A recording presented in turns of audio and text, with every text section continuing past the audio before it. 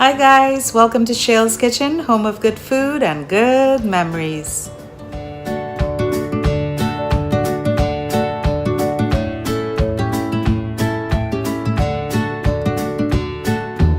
Here are the main ingredients for our Indian curry fish.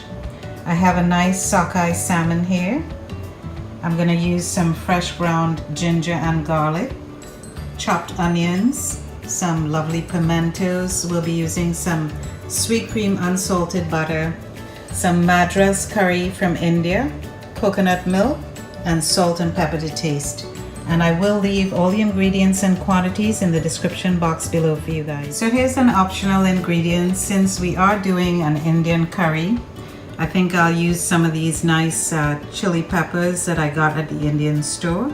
And this is completely optional. If you don't like hot and spicy food, you can always not use, don't use the chili peppers or other peppers like that. I season the salmon using some pink Himalayan sea salt and some pepper. First thing we'll do is to melt the butter on high heat.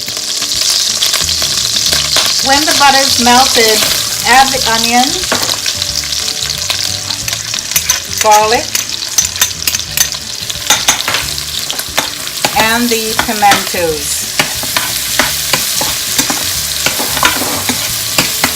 Lower the heat to like a medium to medium high and saute this for a couple minutes. Smells fantastic.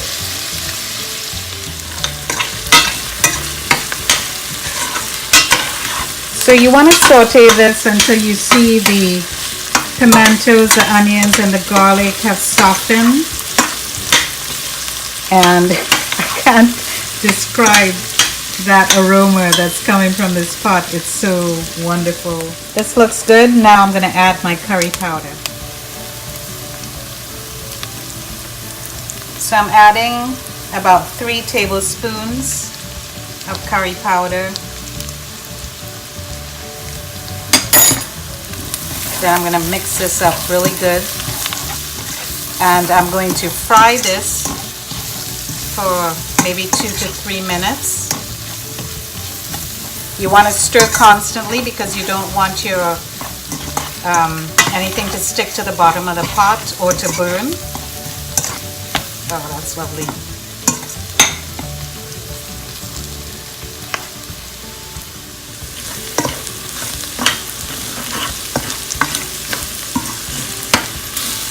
I'm just going to give this another minute or so.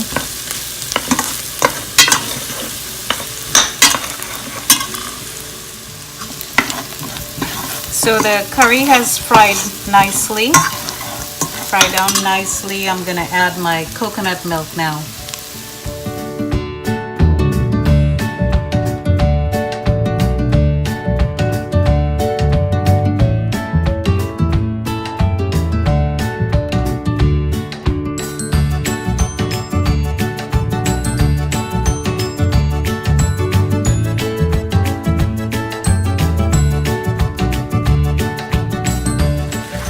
When you add the coconut milk, stir everything up.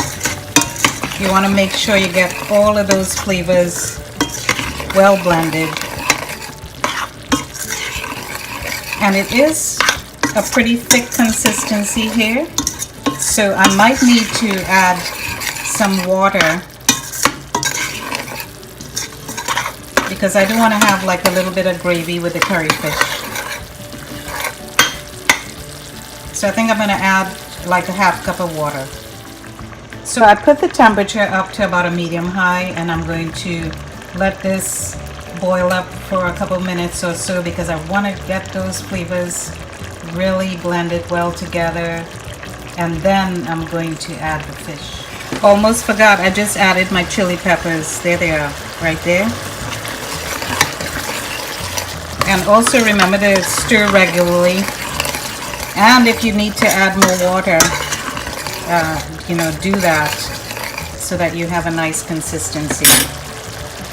I'm lowering the temperature back down to like medium low. And I think this is a good point to add the fish. Now I'm going to add my fish to the pot, to our curry sauce. And I'm putting these in skin side down because I'm not going to be like turning it up too much or anything like that. I want it to cook, you know, undisturbed. So because I don't want the fish to break up or anything, so I'm just going to let that kind of poach in that nice curry sauce.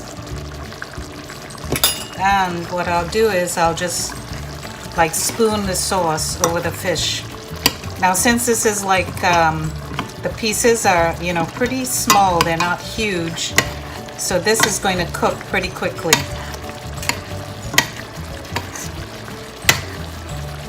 All right. So the fish is starting to cook pretty rapidly. It's only been a couple minutes. I don't know if you can see like on the edges that it's cooking already. Since my sauce is drying down and it's been maybe 2-3 minutes, I'm just going to add a little bit more water. So feel free to do this as you need, and depending on how much sauce you like to. Some people like a lot less sauce than others do. I like a lot of sauce in my food, in my gravies and all of that.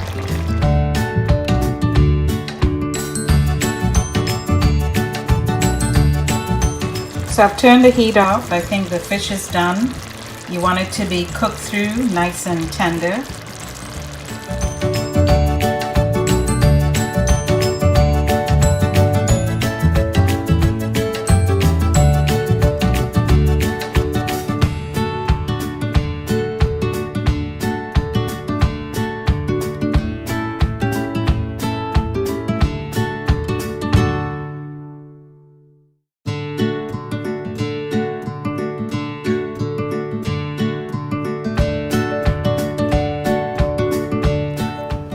How beautiful that salmon still is. That color, it's amazing.